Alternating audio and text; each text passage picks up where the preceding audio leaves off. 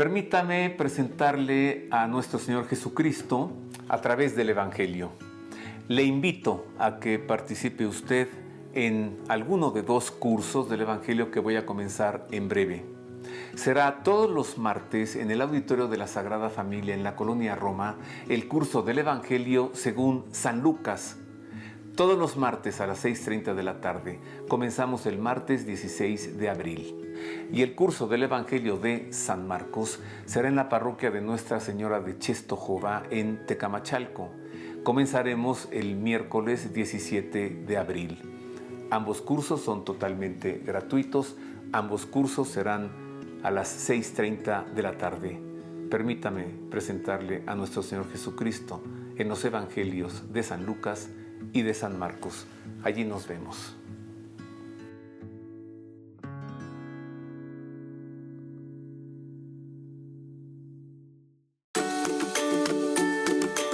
Librerías Verbum.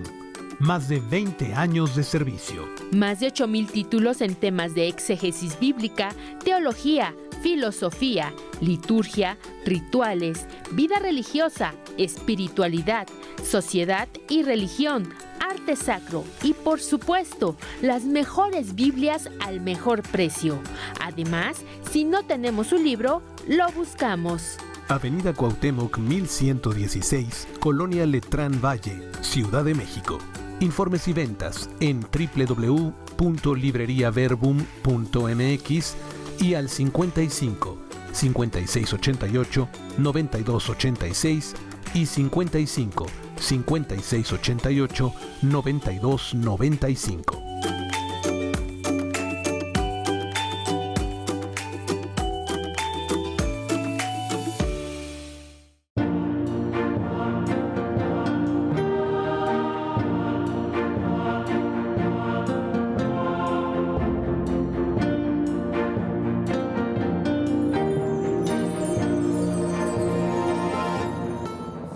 Continuamos, queridos amigos, estamos instalados en la biblioteca de la Universidad Católica Lumen Gentium, biblioteca también del Seminario Conciliar de México. Estamos en Tlalpan, en la calle de Victoria. Aquí estamos haciendo este programa para usted y explicándole un nuevo modelo educativo que está surgiendo a partir de siglos de experiencia de la Iglesia en la enseñanza. ¿En la enseñanza? ¿Qué tal, mire, franciscanos, jesuitas? Tantas congregaciones que se han dedicado precisamente a la educación. Ahí tenemos, por ejemplo, aquí en México, lo que fue el Colegio de San Ildefonso, de la Compañía de Jesús. Entonces, tantos siglos de experiencia en la educación han provocado que ahora la sociedad busque educar no solo académicamente, sino también la formación de las personas. Y en la Universidad Católica Lumen Gentium se ha desarrollado este modelo de aprendizaje en el servicio. Ahora voy a tener el gusto de conversar con la maestra Elizabeth Yud. Ella es docente de la maestría en Pastoral Urbana de esta universidad. Muchas gracias, maestra. Gracias a usted. Gracias.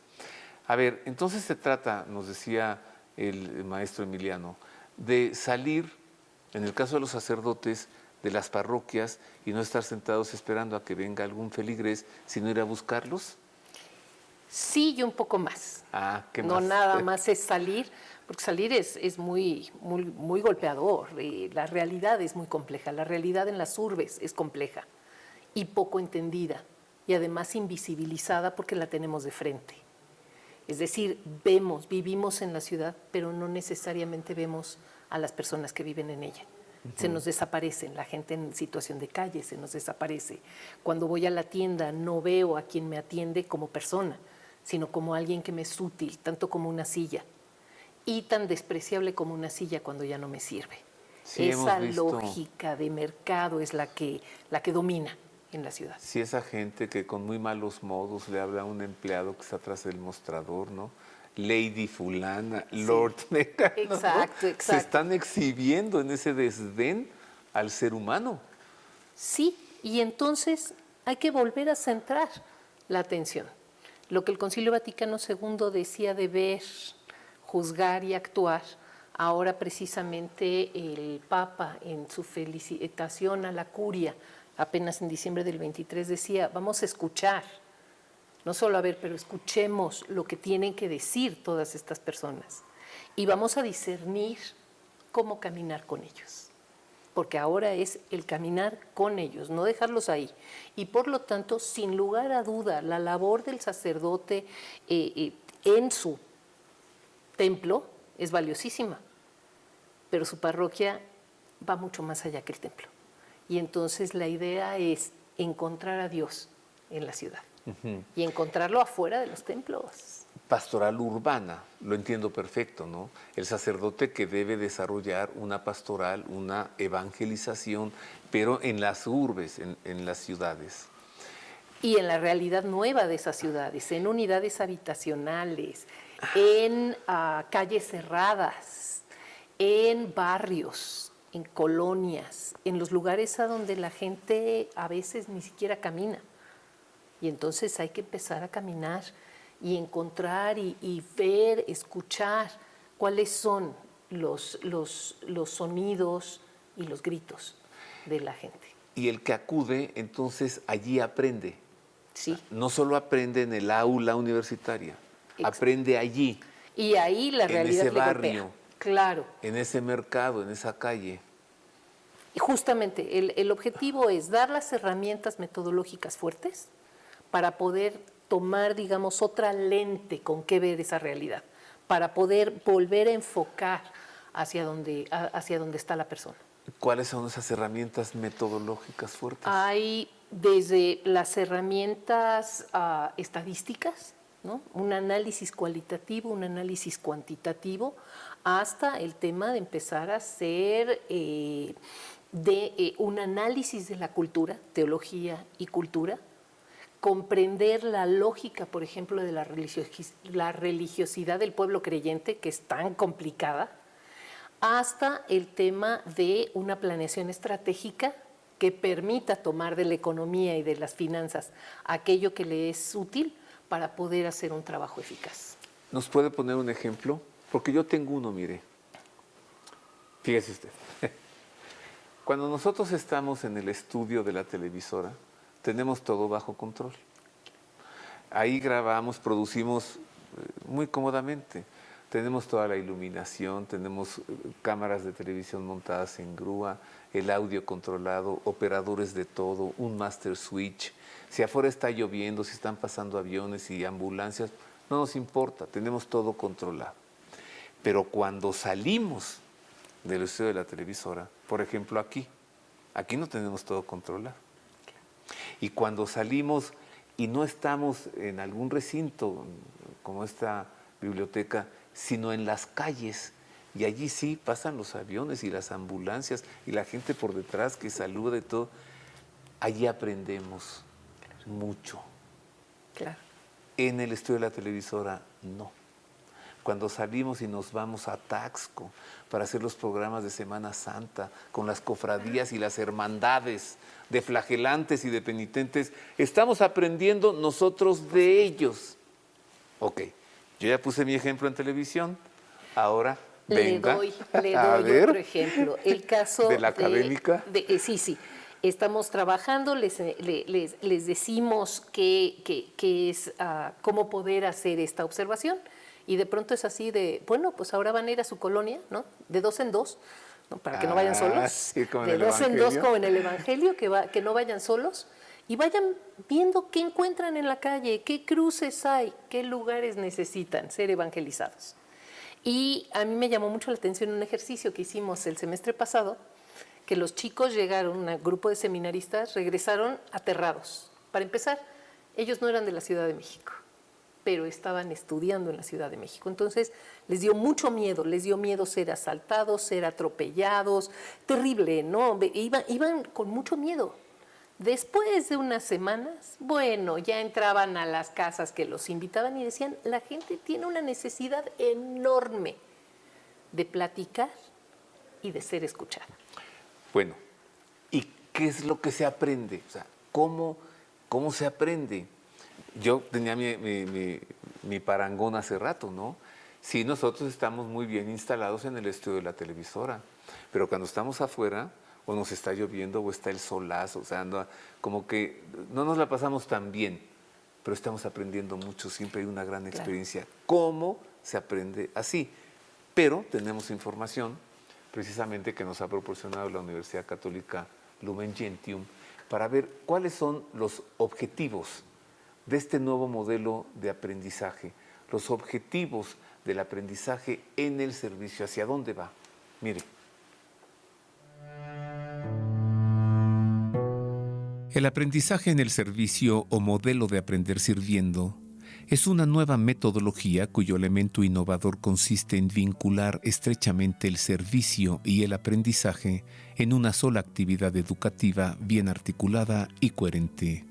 El objetivo del modelo de aprendizaje en el servicio o APS es que los estudiantes aprendan a intervenir de manera activa y comprometida en situaciones problema relacionadas con necesidades concretas de un entorno real en el que ellos se integran. Este componente contextual o situado de las experiencias de aprendizaje en el servicio conduce al desarrollo de un aprendizaje basado en las necesidades o problemas de ese contexto de referencia, es decir, en los espacios laborales de los estudiantes, lo que requiere que ellos aprendan a manejar situaciones únicas, que varían todos los días, que les permiten que aprendan a resolver problemas y a manejarse estratégica y profesionalmente para contribuir desde su actuar al desarrollo y bienestar de las personas o comunidad. La participación de estudiantes en el aprendizaje en el servicio contribuye a desarrollar aspectos de la profesionalización en diversas disciplinas al combinar la teoría con la práctica.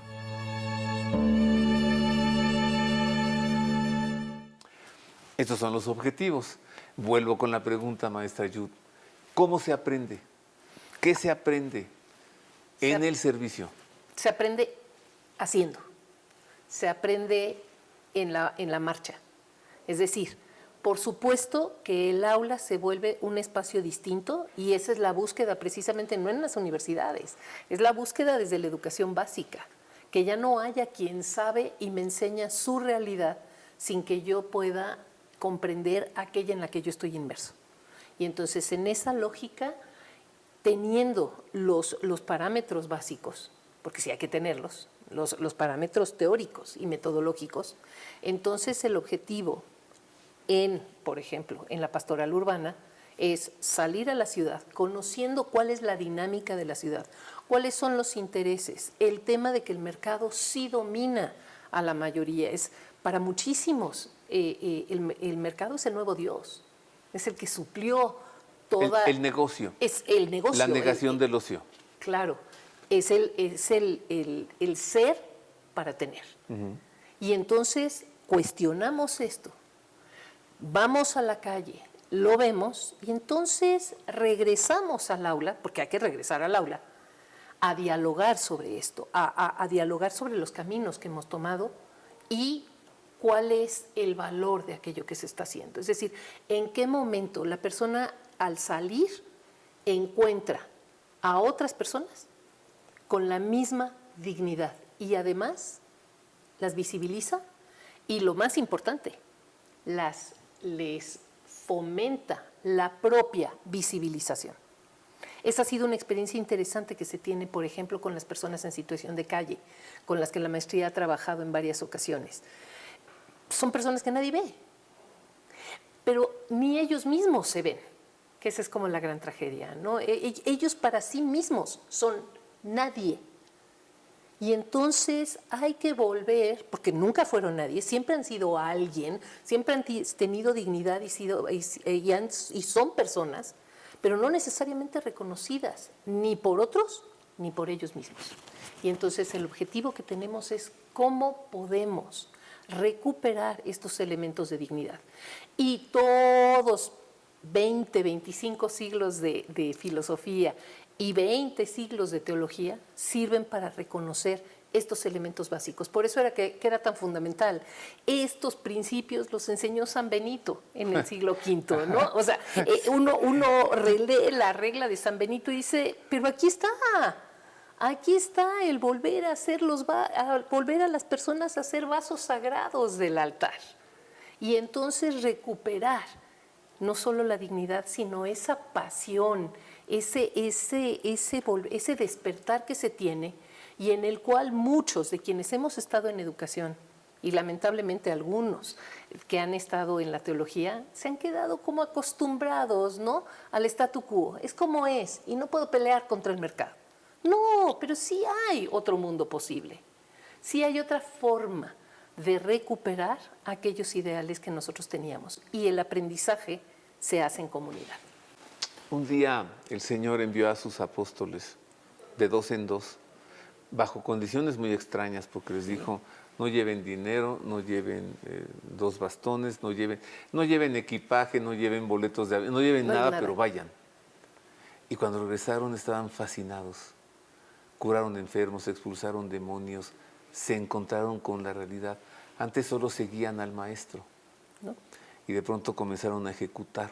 ¿De eso se trata? Exactamente. Cuando dijo, se fueron de 2 en 2, nuestros seminaristas se fueron de 2 en 2 y les dijimos: no se vistan con joyas, no usen crucifijos que digan desde el principio, mira quién soy, cuidado con el celular, guárdalo por si te asaltan, ¿no? Coman tacos de canasta en una bicicleta. Claro, vayan a platicar con la gente, entren a los puestos, vayan al mercado, vean, recuperen a la persona, vuelvan a verle a los ojos. Y fue sensacional, porque de pronto llegaron y nos decían: bueno, es que nosotros le preguntamos su nombre para poderlo anotar. Y resulta... ¿Qué te importa? No, en general le preguntaban y no les decían somos seminaristas y demás. No, empezaron así como uno a uno, a la par. Y dicen que en 5 minutos ya no sabían qué hacer con ellos. Plática y toda una serie de elementos enriquecedores. Eso no lo puedes conocer en el aula. No. Tengo que hacer otra pausa. Es breve. Regreso para platicar otra vez con el maestro Alejandro Emiliano, también para seguir platicando con usted, maestra Yud. Gracias. Volvemos con más.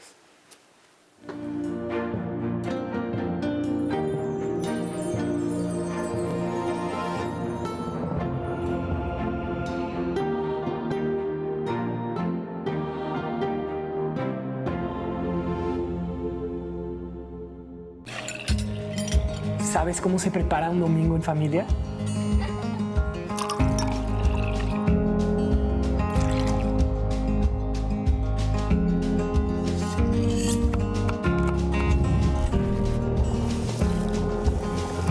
Todo comienza con La Moderna. Desde el año 1906, el Troquel es el fabricante y proveedor de artículos religiosos más grande y prestigioso de México. Cómoda sala de exhibición para atender a nuestros clientes cómodamente sentados, con muestrarios y catálogos, vigilancia, seguridad y frente a la estación del Metrobús, en el centro histórico de la Ciudad de México, en Venezuela número 50. Crucifijos importados y nacionales, cruces, rosarios, gran variedad de medallas y pulseras de santos. Troquelación de medallas para reconocimientos civiles, deportivos y religiosos. Máquinas alemanas para elaboración de hostias y miles de productos más. Visítenos o comuníquese al 55 5702 7088 y en www.troquel.com.mx.